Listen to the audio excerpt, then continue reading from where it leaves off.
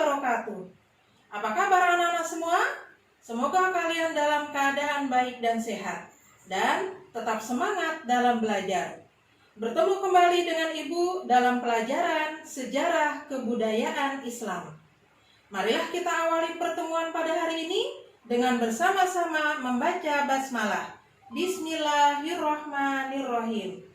Anak-anak, materi yang akan kita pelajari hari ini adalah kerajaan-kerajaan Islam di Nusantara, yang meliputi kerajaan Islam di Pulau Sumatera, kerajaan Islam di Pulau Jawa, kerajaan Islam di Pulau Sulawesi, dan kerajaan Islam di Pulau Maluku.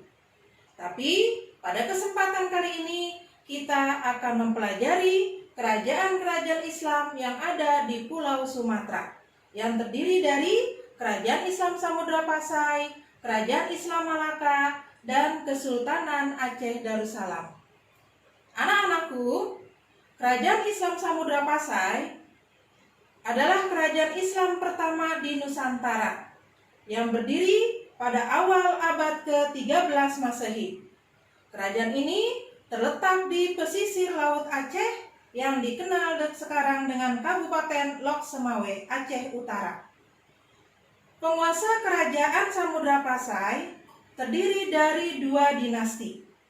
Yang pertama, dinasti Merah Khoir, dan yang kedua, dinasti Merah Silu. Dinasti Merah Khoir didirikan oleh Merah Khoir yang bergelar Maharaja Mahmud Shah yang berkuasa dari tahun 1042 sampai 1078 Masehi. Setelah Maharaja Mahmud Shah meninggal, penggantinya berturut-turut diantaranya adalah Maharaja Mansur Shah, Maharaja Ghiyasuddin Shah, dan Maharaja Nuruddin atau Merah Nuh. Maharaja Nuruddin tidak memiliki keturunan sampai beliau wafat, sehingga Kerajaan Samudra Pasai pada saat itu terjadi kekacauan karena adanya perebutan kekuasaan. Yang kedua, dinasti Merah Silu. Dinasti Merah Silu adalah dinasti kedua berdirinya Kerajaan Islam Samudra Pasai. Pendirinya adalah Merah Silu yang bergelar Sultan Al-Malikus Saleh. Sultan Malik As-Saleh selain sebagai pendiri, dia juga khalifah atau sultan pertama dari Kerajaan Islam Samudra Pasai. Beliau adalah keturunan Raja Perlak.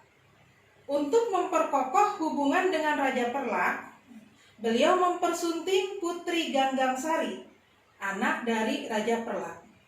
Sultan Malik As-Saleh berhasil memperkokoh pengaruh Kerajaan Samudra Pasai di pantai timur Aceh dan menjadikan Kerajaan Samudra Pasai sebagai kerajaan perdagangan yang kuat di Selat Malaka.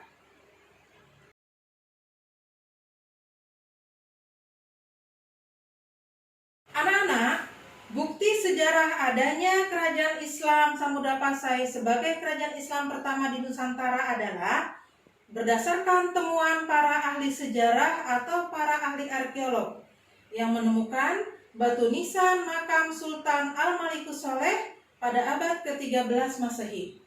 Di batu nisan tersebut bertuliskan bahwa Sultan Malik As-Saleh adalah raja pertama dari Kerajaan Islam Samudra Pasai yang wafat pada tahun 1297 Masehi.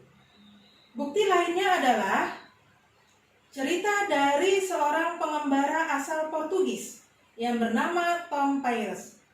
Beliau mengatakan bahwa pada masa itu di Kerajaan Islam Samudra Pasai sudah menggunakan mata uang koin atau dirham. Dari koin-koin tersebut bertuliskan nama raja dan tahun memerintahnya, sehingga diketahui bahwa Sultan Malik As-Saleh merupakan raja pertama dari Kerajaan Islam Samudra Pasai. Anak-anak, Kerajaan Islam Samudra Pasai mempunyai peranan yang sangat besar dalam penyebaran agama Islam di Aceh dan di daerah pesisir sekitarnya. Ibnu Battuta, seorang sejarawan asal Maroko yang suka mengembara, pernah singgah di Kerajaan Islam Samudra Pasai di pertengahan abad ke-14 Masehi. Beliau menuturkan bahwa kerajaan tersebut pada saat itu diperintah oleh Sultan Malik Zohir yang saleh, rendah hati, dan mempunyai semangat keagamaan yang tinggi. Kala itu kerajaan Islam Samudra Pasai menjadi pusat studi ilmu keislaman dan juga tempat berkumpulnya para ulama dari berbagai negeri untuk berdiskusi masalah-masalah keislaman dan keduniawian. Begitu juga pada masa pemerintahan Sultan Zainal Abidin. Beliau juga sangat aktif dalam menyebarkan agama Islam sampai ke Pulau Jawa dan Sulawesi dengan mengirim para mubalik, diantaranya Maulana Malik Ibrahim dan Maulana Ishak. Anak-anak, pada tahun 1521, kerajaan Islam Samudra Pasai ditaklukkan oleh bangsa Portugis yang mendudukinya selama 3 tahun. Dari tahun 1524 dan seterusnya, kerajaan Islam Samudra Pasai berada di bawah kontrol kerajaan Islam Aceh Darussalam. Anak-anak, kerajaan Islam yang ada di Pulau Sumatera selanjutnya adalah Kerajaan Islam Malaka. Kerajaan Islam Malaka adalah kerajaan Islam kedua setelah Kerajaan Islam Samudra Pasai yang menguasai wilayah Semenanjung Malaka dan Riau. Pendiri dan raja pertamanya adalah Sultan Iskandar Shah atau Paramisora, seorang pangeran dari Kerajaan Majapahit yang melarikan diri setelah Kerajaan Majapahit kalah dalam Perang Paregreg. Kerajaan Malaka adalah kerajaan maritim yang mengandalkan pemasukan negara dari sektor kelautan. Dalam kehidupan sehari-hari, masyarakat Kerajaan Malaka menggunakan bahasa Melayu sebagai bahasa pengantar dan bahasa pergaulan. Karena fungsinya yang sangat penting, bahasa Melayu berkembang menjadi bahasa internasional dalam hubungan niaga di kawasan Asia Tenggara. Anak-anak, kebudayaan Kerajaan Malaka dipengaruhi oleh budaya Melayu dan budaya Islam. Kenapa? Pertama, karena letak Kerajaan Malaka di Semenanjung Malaya, tempat asal rumpun bangsa Melayu. Kedua, karena dipengaruhi oleh agama Islam yang dibawa oleh saudagar Muslim dari Gujarat dan Persia. Karena dipengaruhi oleh kedua budaya tersebut, yaitu budaya Melayu dan budaya Islam, maka kebudayaan masyarakat Kerajaan Islam Malaka bersifat egaliter, terbuka, demokratis, dan menghargai kebudayaan lain. Cerita dari budaya masyarakat Kerajaan Malaka yang sangat terkenal adalah cerita tentang kepahlawanan Laksamana Hang Tuah. Itulah anak-anak sedikit tentang kisah atau sejarah Kerajaan Islam Malaka. Anak-anak, kerajaan Islam yang ada di Pulau Sumatera selanjutnya adalah Kerajaan Islam Aceh Darussalam. Kerajaan Islam Aceh Darussalam didirikan oleh Sultan Ali Mugayat Shah pada tahun 1513 Masehi sebagai pengganti dari kerajaan-kerajaan Islam sebelumnya, yaitu Kerajaan Islam Samudra Pasai dan Kerajaan Islam Malaka yang jatuh ke tangan Portugis. Selama memerintah, Sultan Ali Mugayat Shah berusaha mempertahankan wilayah kekuasaannya dari serangan bangsa Portugis dengan menjalin hubungan diplomatik dengan negara-negara Islam di Turki, di Arab, di India, dan Kepulauan Indonesia sendiri. Tujuannya adalah untuk memperkuat hubungan dan memperkuat ukhuwah Islamiyah, tidak hanya dalam bidang militer, tetapi juga dalam bidang ekonomi dan perniagaan. Kerajaan Islam Aceh Darussalam mencapai zaman kejayaan dan kemakmuran pada masa Sultan Iskandar Muda yang memerintah dari tahun 1607 sampai 1636 Masehi. Bukti dari kemakmuran tersebut adalah wilayah kerajaan Islam Aceh Darussalam meliputi hampir seluruh wilayah Sumatera.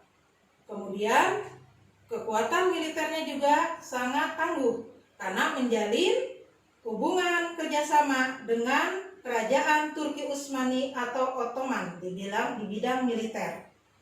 Begitu juga pada masa Sultan Iskandar Muda dibangun sebuah masjid yang merupakan masjid kebanggaan rakyat Aceh sampai sekarang, yaitu Masjid Baitur Rahman Banda Aceh.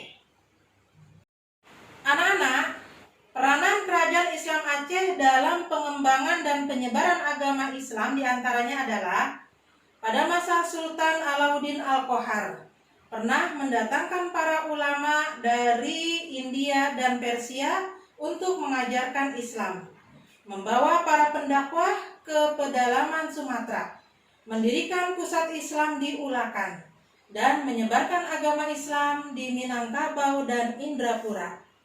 Kemudian pada masa Sultanah Sapi Atuddin Tajul Alam, pendidikan agama Islam di Jamiah Baitur Rahman sangat diperhatikan. Sultanah pun banyak mengirimkan buku-buku karya ulama Aceh dan Al-Quran ke raja-raja di Ternate, Tidore, dan Bacan di Maluku. Anak-anak, kerajaan Islam Aceh Darussalam berakhir setelah Belanda berhasil merebut istana kerajaan Islam Aceh Darussalam pada tahun 1874 Masehi. Raja terakhir kerajaan Islam Aceh Darussalam yang bernama Muhammad Daud Shah ditangkap dan dibuang ke Ambon sampai wafat pada tahun 1903 Masehi. Anak-anak, itulah materi yang kita pelajari pada hari ini. Semoga bermanfaat bagi kita semua. Marilah kita akhiri dengan bersama-sama membaca hamdalah. Alhamdulillahirabbil alamin. Dari Ibu cukup sekian. Billahi taufiq wal hidayah. Wassalamualaikum warahmatullahi wabarakatuh.